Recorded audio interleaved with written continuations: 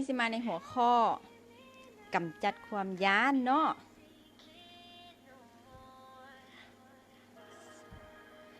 สบายดีแอมน้อยว่ะเพชรลัดดาเนาะสบายดีเนาะเชื่อเลยว่าทุกคนต้องมีความย้านอยู่ในตัวอยู่แล้วเนาะเข้ามากับทักทายกันเด้อแม่นไผ่เข้ามาแล้วก็พากันทักทายกันเด้อเขียนเข้ามาเนาะว่าเฮามีความย้านอีหยังสิ่งที่เฮาย้านเป็นหยังทักทายกันเนาะ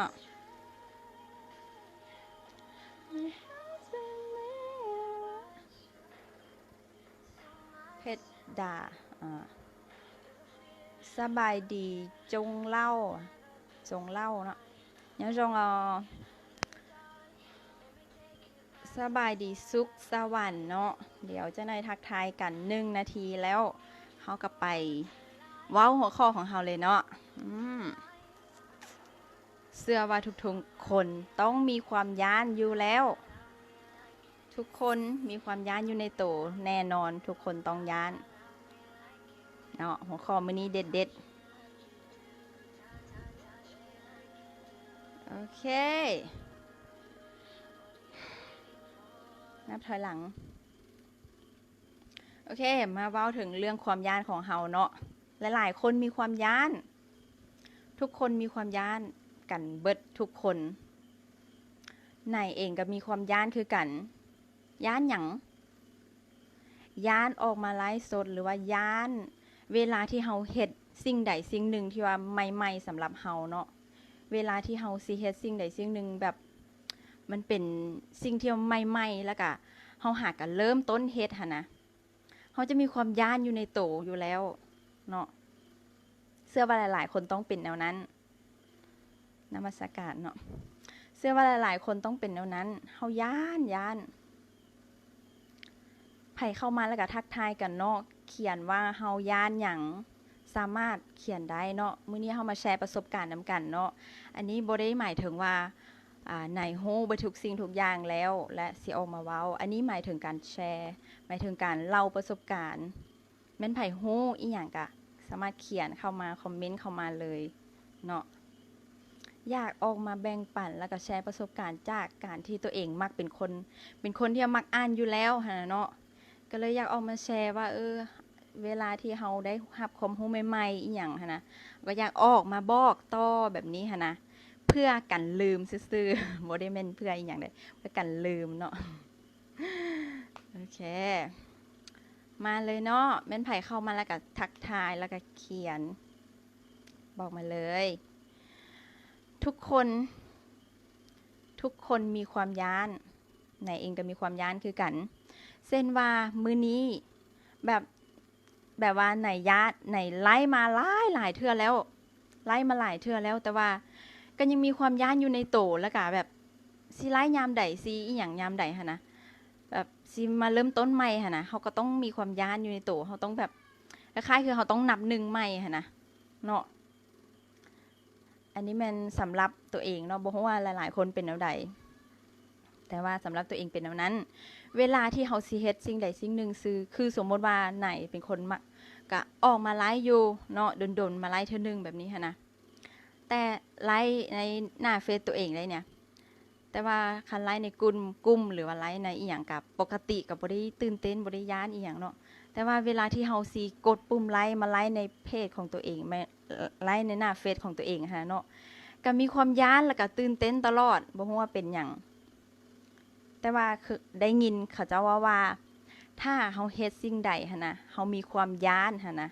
ความย้านแล้วก็ความตื่นเต้นแต่ว่าเฮายังลงมือเฮ็ดหั่นนะ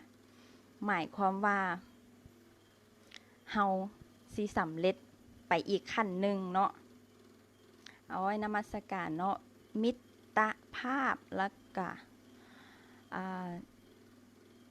จีว่างว่ะโอเคเนาะมาเว้าถึงความย้านของเฮาอีกก็คือเฮาย้านหยังเฮาลองตั้งคำถามกับตัวเองเบิ่งว่าเฮากำลังย้านหยังอยู่ตอนนี้เฮากำลังย้านอีหยังย้านสิ่งใดคือสมมุติว่าเฮา เฮาย้านเอาสมมติคือว่าย้านออกมาไลฟ์สดย้านแล้วเฮาลองตั้งคำถามกับตัวเองอีกว่าไลฟ์สดนี้เฮาย้านอีหยังเฮาย้านอีหยังจากการไลฟ์สดลองตั้งคำถามใหม่ว่าเฮานี่นะย้านอีหยังจากการไลฟ์สดเนาะเส้นอันนี้บางคนอาจจะตั้งคำถามว่าออกมาไลฟ์สดเขาเจ้าสิเว้าบ่ดีให้เฮาเขาเจ้าสิคิดในทางที่บ่ดีให้เฮาเขาเจ้าสิตัดสินเฮาเขาเจ้าสิเบิ่งเฮาในทางที่ว่าบ่มีคุณค่าอันนี้หลายคำเว้าหรือว่าหลายๆสิ่งหลายคำเว้าพวกนี้นะไหนเจอกับตัวเองแล้วว่าเขาเจ้าก็แบบ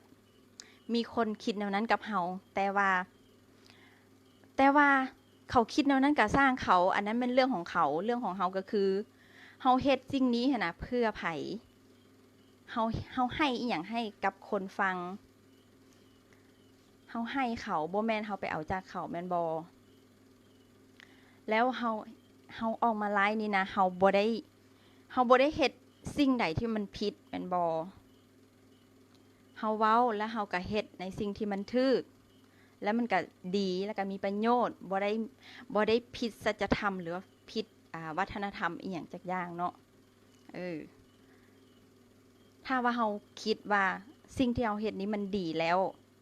เฮาบ่จำเป็นต้องย้านบ่จำเป็นต้องคิดแทนคนอื่นว่าเขาสิคิดแนวใดกับเฮาต้องฟังเสียงหัวใจของเฮาว่าเฮาเฮ็ดสิ่งนี้นะเพื่ออีหยังเฮาได้หยังจากสิ่งนี้เฮาให้อีหยังให้เขาเวลาที่เฮาให้เขานะเฮาจะมีความสุขบ่แม่นเฮาไปเอาจากเขาแม่นบ่ถ้าว่าเฮาเฮ็ดแล้วเฮามีความสุขเฮาเฮ็ดไปโลดเฮาต้องฟังเสียงหัวใจของตัวเองบ่ต้องไปฟังเสียงคนทางนอกที่มาวิพากษ์วิจารณ์เฮาและก็เขาบ่ได้มีเขาเจ้าบ่ได้ช่วยอีหยังเฮาแถมยังดึงเฮาลงอีกเนาะอันนี้แม่นบางคนเขาเจ้าก็คิดแนวนั้นกับเฮาแต่ว่าขอบใจหลายๆเนาะสาธุครูบาเนาะจีว่างเนาะว้าวฟังอยู่เด้อว้าวได้ดีหลายสาระล้วนๆขอบใจเด้อขอบใจหลายๆอยากให้คนเข้ามาฟังแล้วก็คอมเมนต์พร้อมเนาะจึงสิฮู้ว่าเฮาเว้าไปนี่มีคนฟังหรือบ่ฟังหาเนาะคอมเมนต์แบบนี้แหละเฮ็ดให้เฮามีกำลังใจหลายเนาะถ้าว่าเฮาเฮ็ดเนาะเว้าต่อเอาถ้าว่าเวลาที่เฮาเฮ็ดสิ่งดีๆหั่นนะเฮาคิดว่าเฮาอายเวลาเฮาเฮ็ดสิ่งดีๆแล้วเฮาอายหั่นนะเฮาลองตั้งคำถามใหม่เบิ่งตั้งคำถามกับตัวเองใหม่เบิ่งว่าแล้วเวลาเฮาเฮ็ดสิ่งที่บ่ดีหั่นเด้เป็นหยังเฮาคือบ่อายแม่นบ่อันนี้เป็นน่าคิดได้ถ้าว่าเฮาเฮ็ดสิ่งดีแล้วเฮาบ่จำเป็นต้องอายบ่จำเป็นต้องย้านสิ่งที่เฮาควรย้านก็คือเฮาเฮ็ดบ่ถูกเฮาเฮ็ดบ่ดีมันบ่มีประโยชน์กับคนฟังและก็บ่มีประโยชน์กับเฮาเนาะเฮาจึงอายและก็ย้านแต่ถ้าว่ามื้อนี้เฮาออกมาไลฟ์เฮาออกมาแบ่งปันประสบการณ์หรือว่าแบ่งปันสิ่งที่เฮาได้รับจากจากการอ่านจากการฟังหลายๆอย่างเนาะเฮาออกมาโลดเฮาบ่ต้องย้านไผเฮาบ่ต้องมีความกังวลใจว่าเฮาเฮ็ดสิ่งนี้มันสิถูกหรือบ่ถูกเฮาคิดให้ดีว่าเฮาเฮ็ดถูกแล้วเฮาเฮ็ดในสิ่งที่ดีแล้วหั่นน่ะเฮาบ่ต้องย้านเนาะ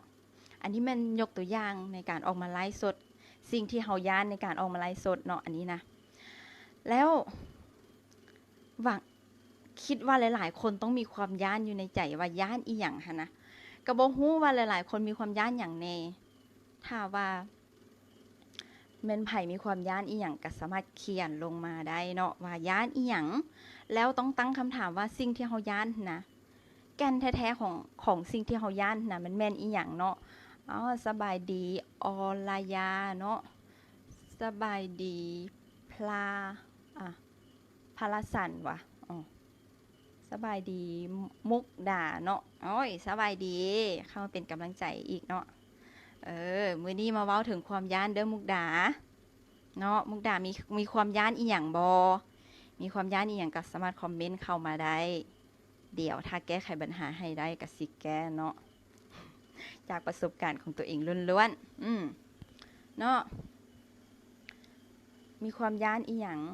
เวลาเฮาเฮ็ดสิ่งถูกแล้วเฮาบ่ต้องย้านเฮาบ่จำเป็นต้องย้านเนาะรู้สึกตื่นเต้นเล็กๆน้อยๆโอเคเนาะหลายๆคนมีความย้านแต่ว่าถ้าว่าเฮาย้านสมมติว่าเฮาย้านออกมาไลฟ์สดนะเฮามีความตื่นเต้นอันนั้นเป็นเรื่องปกติอยู่แล้วที่เฮาสิตื่นเต้นเนาะปกติของคนที่ว่าเฮาสิเฮ็ดอีหยังใหม่ๆแล้วก็เฮ็ดให้แบบเฮ็ดในสิ่งที่มันตื่นเต้นหั่นนะสวัสดีพี่นุชชี่เนาะเฮ็ดในสิ่งที่มันตื่นเต้นแล้วเฮาก็ต้องมีความย้านอยู่แล้วพี่นุชชี่เป็นแนวใดเนาะมื้อนี้ไปสัมมนากาแฟบ่เป็นแนวใด มื้อนี้ไหนออกมาไลฟ์เนาะไลฟ์เว้าถึงความย้านของตัวเองเนาะความย้านของหลายๆคนนำอ๋อสบายดีไอ้ทองดำกะมาสบายดีอลิสกับบอว่ะเนาะดนๆแล้วออกมาไลฟ์เทื่อนึงมันก็รู้สึกตื่นเต้นอยู่ได้ตื่นเต้นอยู่แบบเฮาไลฟ์ตลอดหั่นน่ะแต่ว่าแบบเฮาพักไปดนๆแล้วเฮาออกมาไลฟ์อีกเนี่ยมันรู้สึกตื่นเต้นหลายเพราะฉะนั้นต้องออกมาไลฟ์ตลอด ถึงบ่มีคนเบิ่งคนฟังก็สร้างแต่ว่าอันนี้มันเฮาเฮ็ดเพื่อตัวเองแสดงความกล้าของตัวเองเนาะสบายดีทองดำเนาะเป็นแนวใดเนาะบ่ค่อยเห็นโพสต์อีหยังหลายแล้วบ่ได้ทักทายกันเนาะเว้าถึงความย้านเด้อมื้อนี้นะทองดำถ้าบ่ทันได้ฟังก็เข้าไปฟังย้อนหลังเนาะความย้านโอเคเนาะมื้อนี้ก็เมื่อกี้ก็ว่าไปเบิดแล้วเนาะคนมาฟังย้อนหลังคันฟังบ่ทันก็เข้าไปฟังเนาะย้อนเวลาพบเจอผู้คนจำนวนหลายบ่ฮู้ว่าสิวางตัวแนวใดช่วยแนะนำพบเจอกับคนหลายๆเนาะถ้าเฮาพบกับคนหลายๆแล้วเฮาบ่ฮู้สิวางตัวหรือบ่ฮู้สิเฮ็ดทำตัวแนวใดเนาะเฮาคิดไว้เลยว่าคนที่ว่าอยู่คนที่เฮาพบเห็นหั่นนะเฮาต้องเมตตามีความเมตตาต่อเขาเฮาต้องแบบต้องมีความเมตตาโอ้ยสวัสดีพี่อ้อยก็มาเนาะต้องมีความเมตตาเฮาคิดว่าเขาก็เป็นเพื่อนมนุษย์กับเฮาคือกันเฮาก็เป็นมนุษย์เขาก็เป็นมนุษย์คือกันแล้วเฮาสิย้านอีหยังจากเขาเฮาย้านสิ่งที่เฮาย้านจากเขาแม่นคำเว้าแม่นบ่คำเว้าบางครั้งคำเว้าเขาหั่นน่ะอาจจะเป็นคำเว้าที่แบบเว้าต่อเฮาเว้ากับเฮาสนทนากับเฮาแต่ว่าคือสิ่งที่เฮาตีความหั่นนะเฮาเอาคำเว้าจากที่เขาเว้าให้เฮานะมันขึ้นกับว่าเฮาตีความแนวใดสบายดีพี่ต่องเนาะสบายดีครูน้ำหวานเนาะฮากิสบายดีฮากิฮากิว่ะเนาะสิ่งโดยพี่อ้อยสบายดีบ่ได้ออกมาไล่โดนมาไล่เท่านี้ก็รู้สึกตื่นเต้นหลายเด้อเนาะเอาเว้าต่อของน้องมุกดาเนาะว่าเฮาเห็นเวลาเฮาพบกับคนหลายๆเฮาบ่ฮู้จักสิวางตัวแนวใดเนาะตะกี้สิเล่าประสบการณ์ให้ฟังคือตะกี้ไหนก็เป็นคนนึงที่ว่าแบบเห็นคนหลายๆนะบ่กล้าบ่อยากไปพบกับคนหลายๆแบบเฮาต้องหลีกหั่นนะเฮาบ่กล้าประเสริญหน้าเนาะแต่เดี๋ยวนี้นะรู้สึกว่าเฮาต้องประเสริญหน้ากันเฮาต้องมีการลมกันมีการปฏิสัมพันธ์กันเนาะแล้วเวลาที่เฮาพบกับคนหลายๆหั่นนะเฮาบ่ต้องคิดว่าเฮาสิทำโตบ่ถูกหรือว่าเฮ็ดแนวใดที่ว่าแบบเฮาย้านเดี๋ยวเฮาสิเฮ็ดผิดบ่หรือว่าจังใดหั่นเนาะเฮาบ่ต้องคิดแนวนั้นเฮาคิดว่าเขาเจ้าก็เป็นคนคือกันกับเฮาแล้วเฮาต้องให้ความเมตตาเฮาสิเว้าหยังเฮาต้องให้ความเมตตาเฮามีความเมตตาหั่นน่ะแบบตะกี้ไหนบ่เข้าใจคำว่าเมตตาแม่นหยังเมตตาหมายถึงอีหยัง แต่ตอนนี้ฮู้แล้วว่าความคำว่าเมตตาหั่นน่ะมันแบบคล้ายๆคือกับแม่ฮักลูกนี่นะแล้วเฮาฮักเขาแนวใดหั่นนะอันนี้แหละอันที่ว่าเมตตาเนาะเมตตาโดยน้องนายเก่งอยู่แล้วจ้าโดยเข้าใจพี่อ้อยเนาะเฮาต้องเมตตาเขาเวลาเฮาสิเว้าหยังออกไปเฮาต้องคิดถึงใจเขาแล้วก็ใจเฮาเนาะ ถ้าว่าเฮามีความเมตตาหั้นนะเฮาจะเว้าเฮาจะมีคำเว้าต่อเขาแล้วก็เฮาก็บ่ย้านเขาอีกเนาะเออบ่ฮู้ว่าตอบตอบแบบนี้สิตรงประเด็นกับน้องมุกดาบ่เนาะมุกดาเป็นแนวใดก็บอกเด้อว่าเข้าใจบ่ที่ว่าไหนเว้าไปเมื่อกี้นี่นะเนาะโอเคใส่ใจในทุกอย่างแหมโดยสวัสดีพี่โดยเนาะอ้าวแม่นไผมีความย้านอย่างกับคอมเมนต์เข้ามาเนาะโอ้ยมื้อนี้มีกำลังใจหลายคิดว่าออกมาไลฟ์สิบ่มีไผเข้ามาเบิ่งซะดอก มื้อวานนี้คิดว่ามื้อวานนี้ก็คิดแบบสิกดปุ่มไลค์อหย่างเรียบร้อยเบิดแล้ว แต่ว่าบ่กล้ากดปุ่มไลค์มีแต่ไลค์ในเพจของตัวเองเนาะเพจกระเป๋างามๆฝากเลยเด้อ เนาะโอ้ยดีใจเด้มื้อนี้มีคนเข้ามาเบิ่งหลายอีกเนาะถ้าว่าบ่มีไผไม่ไผเมตตาแปลว่าความรักความปรารถนาให้คนอื่นมีความสุขแม่นแล้วถูกต้องที่สุดเลยถ้าว่าแม่นไผโอ้ยพี่หนิงก็มาเนาะสบายดีต้นไม้กลางป่าสบายดีดาจัวว่ะเนาะแม่นแล้วเราต้องมีความเมตตาคนเฮานะแบบว่าฮักสุขสั่งความทุกข์และก็ย้านความตายเบิดทุกคนบ่ว่าคนหรือว่าสัตว์ทุกคนเป็นแบบนี้แล้วเป็นอย่างเฮาเป็นแบบนี้แล้วเป็นอย่างเฮาคือคิดว่าเฮาย้านแบบนี้แล้วคนอื่นสิบ่ย้านกับเฮาแม่นบ่เฮาก็ย้านเขาก็ย้านฉะนั้นเฮาต้องมีความเมตตาต่อกันเนาะมีความเมตตามีความฮัก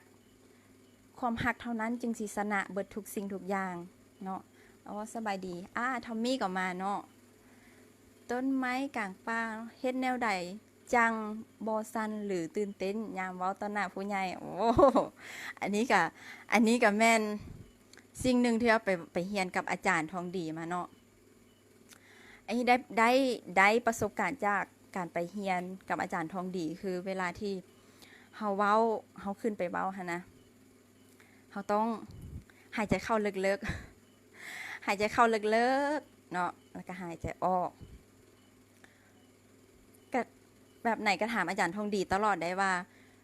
เฮาขึ้นไปเว้ายามใดก็รู้สึกสั้นตลอดย้านตลอดมีวิธีแนวใดเราก็ว่าอันนี้เป็นเรื่องปกติอยู่แล้วทุกคนที่ขึ้นไปเขาเจ้าก็ย้านเนาะแต่ว่าเขาเจ้าย้านแล้วเขาเจ้าก็เฮ็ดเลยแล้วอีกอย่างนึงเวลาที่เฮาขึ้นเว้าถึงเวทีเนาะเฮาแบบว่าเฮาต้องเบิ่งคนที่ว่าเบิ่งเฮาอันนี้มันประสบการณ์ที่ว่าไหนได้จากการไปเรียนกับอาจารย์ทองดีอันนี้มันจื้อได้ขึ้นใจเลยว่าเวลาที่เฮาไปเว้าขึ้นไปเว้าถึงเวทีหั่นนะเฮาต้องเบิ่งคนที่ว่านั่งฟังเฮาหั่นนะแม่นเป็นมิตรกับเฮาบ่ต้องเบิ่งว่าเขาเป็นศัตรูหรือว่าเขาเจ้าสิมา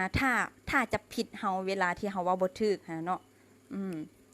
อันนี้เป็นประสบการณ์ที่ว่าคักหลายไหนบ่เคยรู้เลยหลังจากที่ได้ไปเรียนกับอาจารย์ทองดีแล้วอันนี้แม่นสิ่งที่ว่าได้สุดยอดหลายเนาะโอเคเนาะมีไผอีกเนาะที่ว่ามีคำถามอีหยังเนาะถึกประเด็นอยู่ว่าต้นไม้กลางป่าเนาะเป็นแนวใดก็บอกเด้อเอานงคานก็มาเนาะลีบุญลาดเนาะสบายดีเนาะขอบใจหลายๆเก่งหลายซั่นพี่อ้อยว่าน้องไหนแบ่งปันได้แล้วจ้ะโอ้ยขอบใจเด้อพี่อ้อยยังย้านยังตื่นเต้นอยู่ขอกำลังใจเด้อเวลาจะออกมาแบ่งปันหั่นนะขอกำลังใจทุกคนเด้อเข้ามาให้กำลังใจให้แน่อยากออกมาไลฟ์เพราะว่าไหนเป็นคนอ่านหนังสือหลายแล้วอยากออกมาแบ่งปันที่สุดแต่ว่าย้านอันเดียวคือว่าแบบย้านบ่มีกำลังใจแล้วบ่กล้าสิเฮ็ดอีหยังเนาะนมัสการลาตีป่ะ อืมขอบใจหลายๆเนาะพี่หนิงเนาะว้าวเก่งหลายเนาะเก่งหลายส้มเซยต้นไม้กลางป่าอ๋อขอบใจเด้อเนาะอันบางคนนะอาจจะคิดว่าไหนเวลาไหนออกมาเว้านี่นะแม่นสิออกมาสร้างภาพบ่หรือว่าอยากดังบ่อันนี้หลายๆคนไหนเคยได้ยินคำตำหนินี้มาจากหลายคน แต่ว่าเขาจะบ่เว้าให้ต้นหน้าไหนดอก แต่เว้าต่อคนอื่นเนาะว่า เอ้ยออกมาไลฟ์มาสร้างภาพมาอยากดังบ่หรือว่าจังใดหลายๆอย่างเนาะไหนเคยได้ยินพวกคำพวกนี้เนาะแต่ว่าไหนคิดว่าคำพวกนี้เป็นคำที่ว่าเฮ็ดให้เฮาเฮ็ดให้เฮามีแบบเฮาบ่ได้คิดแนวนั้นแต่ว่าสิ่งที่เขาคิดแนวนั้นกับเฮาอันนี้มันเรื่องของเขาเรื่องของเฮาก็คือเฮาเฮ็ดให้มันดีที่สุดเนาะแล้วเฮาสิสำเร็จให้คนที่เบิ่งดูถูกเฮาเบิ่งเนาะอืมโอ้ยไอเพชรก็มาเนาะขอบใจหลายๆโอเคเนาะมื้อนี้ก็มาแบ่งปันเท่านี้ก่อนเนาะขอบใจหลายๆสำหรับทุกๆกำลังใจและขอบใจคนที่มาเบิ่งโอ้สีสุกโอ้สบายดีสีสุกนะคนที่มาเบิ่งตอนนี้แล้วก็มาเบิ่งย้อนหลังเนาะหวังว่าคลิปนี้สิให้แง่คิดดีๆให้กับหลายๆคนเนาะบ่หลายกันน้อยเนาะถ้าว่าคิดว่าคลิปนี้มันมีประโยชน์เนาะไลฟ์นี้มีประโยชน์ก็ขอให้แชร์ออกไปให้คนที่ท่านฮักได้ฟังเนาะขอบใจหลายๆเนาะขอบใจทุกๆกำลังใจที่ว่าบ่ได้บ่ได้อ่านซื้อบ่ได้มันจ้ากันมาเนาะบ่ได้ในทีนี้เนาะโอเคขอบใจหลายๆบ๊ายบาย